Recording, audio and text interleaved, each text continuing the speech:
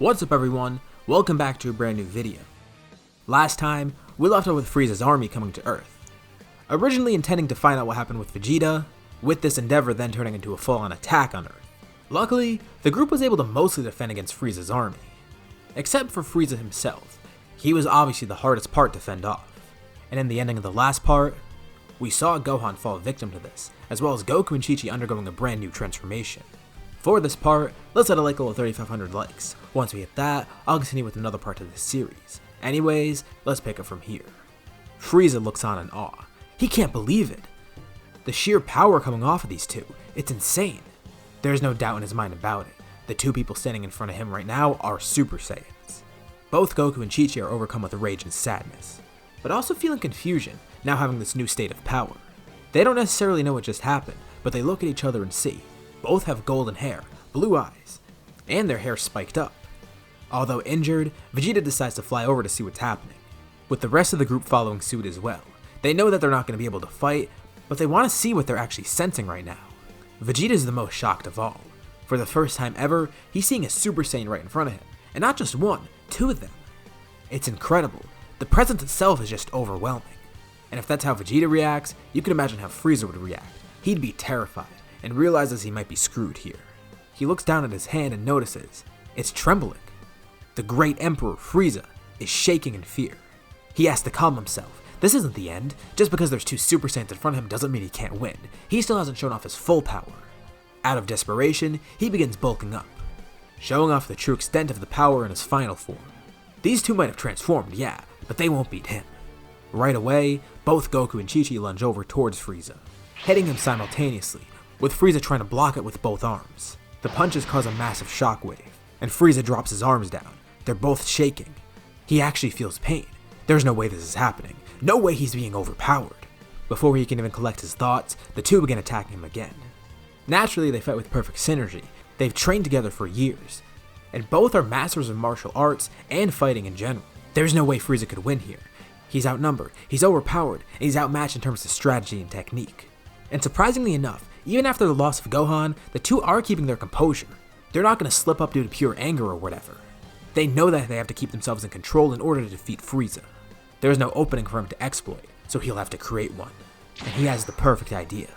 As the two briefly jump back and charge another attack, Frieza quickly lifts his arm up, charging a massive blast in his hands, throwing it right down towards Earth. If this hits the planet, the entire place will explode. But that's not his intention here. This is a distraction. Goku's quick enough to jump in and try and stop the attack. With a single blast, he counters Frieza's, with Chi-Chi then lunging in towards the Emperor. And this is just what he needed, an opening. He just needed one of them to go away. Frieza then charges another massive blast in his hands, launching it at Chi-Chi using his full power. It's a direct hit. A giant beam comes out of his hands, and he thinks he's killed her. But really, once the blast dissipates, she's standing there with her arms up, blocking the blast, and she's actually fine. He can't even take on one of them alone. The couple knows that they need to finish this right now before he does anything else desperate. But it's already too late. Frieza decided that if he's gonna go down, he's gonna at least take someone else with him. And nearby he sees the perfect prey, Vegeta and Piccolo. He launches a beam towards them, and Vegeta prepares to counter it with his own, but Piccolo jumps in, knocking Vegeta out of the way and taking the blast head on. Frieza wasn't able to kill Vegeta, but he was able to kill Piccolo. And before he can even do anything else, he's hit in the face by Goku, who jumps back up. The two fight him together and are prepared to kill him. They have no intention of sparing him at all. The two stand side to side, drawing their hands back as they charge energy. Frieza launches one last blast in desperation, but it does nothing. Before it can hit them, it's overwhelmed by their combined Kamehameha, easily destroying Frieza's blast and then killing the Emperor. The two of them won, but still, at what cost? They lost Gohan, they lost Piccolo, one of their friends. And the worst part is, they can't revive either of them. It's over. With Piccolo gone, that means Kami's gone too. 3 people dead, 3 people that they can't bring back. They defended Earth and at least defended all of the others. But they don't know how to feel. 2 power down. Still unsure of what that power was, but at least thankful that it helped them overcome Frieza. Everyone looks to see the aftermath, and they're trying to think of what to do next. But Krillin comes up with a great idea. Piccolo's an alien, right? Well, wouldn't that mean there's probably Dragon Balls on whatever planet he came from? It's a long shot, but maybe it could work. Goku and Chi-Chi are surprised to hear this. They didn't even consider that. Krillin might be right. They have a shot at bringing everyone back. Plus, some of Frieza's ships are still on Earth, so they might be able to get to outer space somehow. Yeah, the more they think about it, maybe there is hope. They begin planning immediately, not wanting to waste any time at all. Bulma's glad to help too, and as she's trying to plan, she discovers that there's some ships on the moon apparently. If you remember I mentioned in the last part, Frieza set up a temporary base on the moon, and Bulma sees this and thinks it's awesome. She's gonna take this for herself. I mean, an entire base on the moon? That's awesome. That'll not only make space travel easier for them, but she could probably use it for research somehow. Not to mention any of the technology there. Speaking of the tech there are rejuvenation chambers. The kinds that Vegeta used to use to heal himself after missions. Which is great, because they're able to use it to heal everyone on Earth. They don't need senzu beans or anything. Sure, it does take a bit of time, but it works. Everything's lining up in place. It might all go well. After some brief planning, the ships are ready to go to Namek. And with how advanced Frieza's ships are, it would get to Namek pretty quickly. It wouldn't be like Bulma's ship where it takes a few weeks. This trip would probably take a couple days at most. And the great thing is, there's no Frieza Force in space to worry about, right? They assume that all the Frieza Force is gone. I mean, they did defeat most of them after all, at least the strong ones. But really there is one last loose end, one that they'll encounter soon enough. That being King Cold. Of course, he'd be aware of what happened on Earth, and after finding out about Frieza's defeat, he decides to follow these people into space. All that remains of the Frieza Force is him and a couple soldiers, but it shouldn't be a big deal. He alone should be able to take them out. He aims for revenge. Soon enough, the ship lands on Namek, and everything seems pretty peaceful. The Namekians are surprised to see these new visitors, not knowing of who they are or where they come from, but they explain everything, including the fact that 2 Namekians live on Earth, or at least they did live there until they died, and that's the whole reason they're here. They want to revive those Namekians, as well as Gohan, who was killed by Frieza. It seems that they're in luck. The Namekians are glad to help them. These people seem like they have good intentions. They did defeat one of the most evil people in the universe after all, and they're only here to revive someone. Not to mention, one of the people that they're trying to revive is a Namekian, and they'd be glad to help out one of their own. Unfortunately, it's not going to be that easy. Eventually, King Cold does track them down, having followed them in space and then finding out where they went, planet Namek. He doesn't know why they went there, but he doesn't really care either. All he knows is this means that he has an opportunity to kill them. Not long after, King Cold's ship descends on the planet, and the Namekians are curious to see this other visitor. He lands near a village that's kind of far away from where Goku and his crew are. But even though they're miles away, Goku and Chi-Chi can sense what's happening, as well as everyone else in their group. And Vegeta immediately knows who this is. He thinks that King Cold's here, trying to seek revenge for Frieza. The group drops what they're doing and immediately they head over. King Cold puts on a scouter, trying to see where everyone else is. This just seems like a regular Namekian village. There's no Saiyans or Earthlings here. He asks if they can point him in the right direction, and if they don't, he'll kill them. Of course, they're not going to give up where those people are. They're terrified, but they're willing to make a stand against King Cold. Alright, looks like he's going to have to kill them then. He lifts up a finger, charging a beam. He launches a laser at the Elder of the village. And before he can even react, the beam is swatted away, and the Elder is standing there completely fine. King Cold doesn't know what just happened, but then he sees. Luckily enough, Goku and his group were able to make it here in time. King Cold chuckles. They did the work for him. This is great. He tells them not to worry. He's going to make this quick.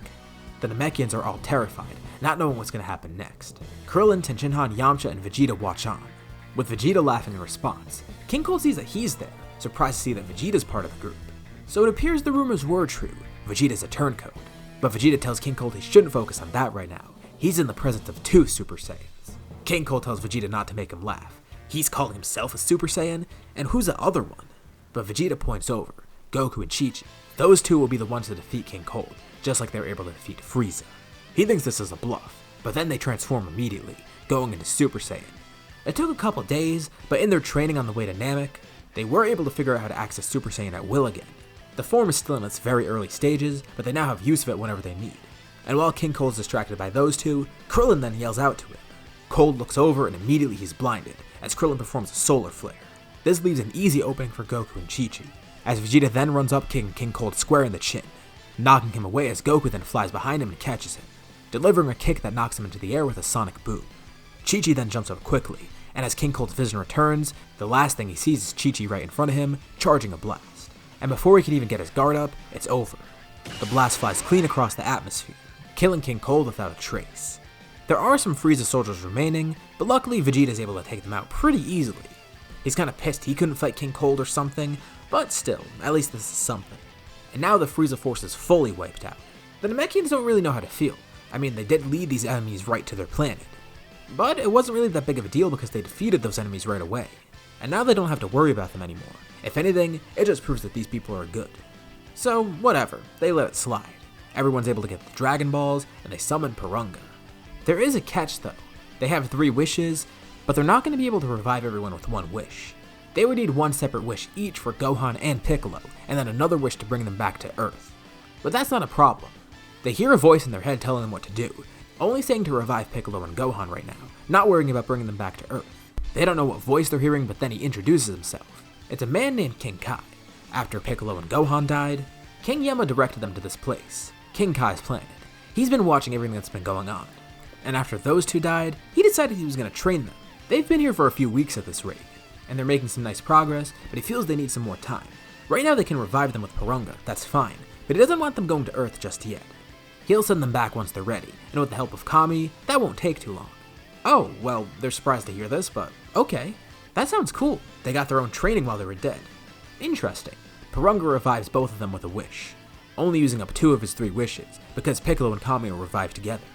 They all thank the Namekians and they leave, going back to Earth and looking forward to seeing Gohan again. Eventually Gohan and Piccolo are sent back to Earth, a few weeks later, and they have a really interesting new technique called Kaioken. It allows them to multiply their power during battle. It's pretty strenuous, but it's useful, especially for someone like Piccolo who doesn't have a transformation. Not to mention alongside that, they got some regular training in regardless. This planet had 10 times the gravity of Earth, making them a lot stronger, not to mention running along Snake Way, although that didn't take nearly as long for them as it did for Goku in the original story. I mean, they could pretty effortlessly fly after all. And the gravity wasn't too big of an adjustment either. It's not their first time dealing with something like that. But regardless, all this training was helpful. Piccolo focused on learning Kaioken, while Gohan did learn it, but was more focused on another technique that King Kai had. Something called a Spirit Bomb.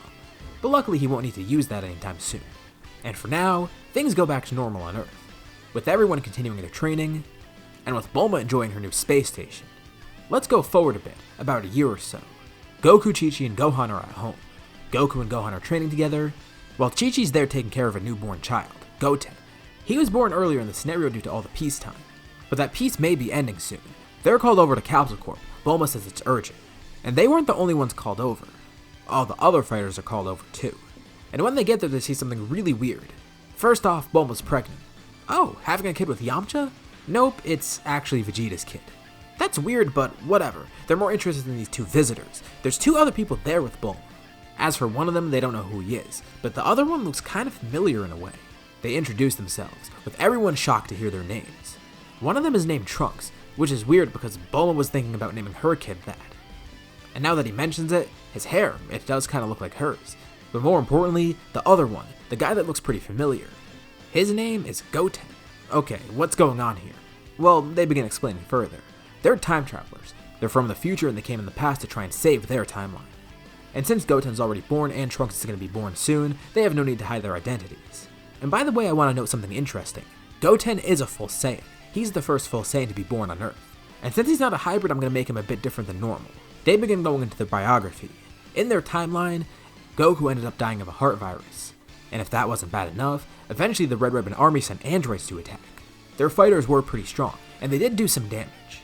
With Chi-Chi as a Super Saiyan, that was still helpful. But even she couldn't defeat the androids. Piccolo with his Kaioken, that didn't work either. And all the fighters ended up falling, except for Gohan. Gohan grew up, eventually being the one to help train Goten and Trunks. He saw potential in these 2. Trunks was a hybrid just like him, and as for Goten, well, he was a lot less like Gohan. He's biologically wired to be more like Vegeta, for example, since he's a pure Saiyan, even with how he's raised.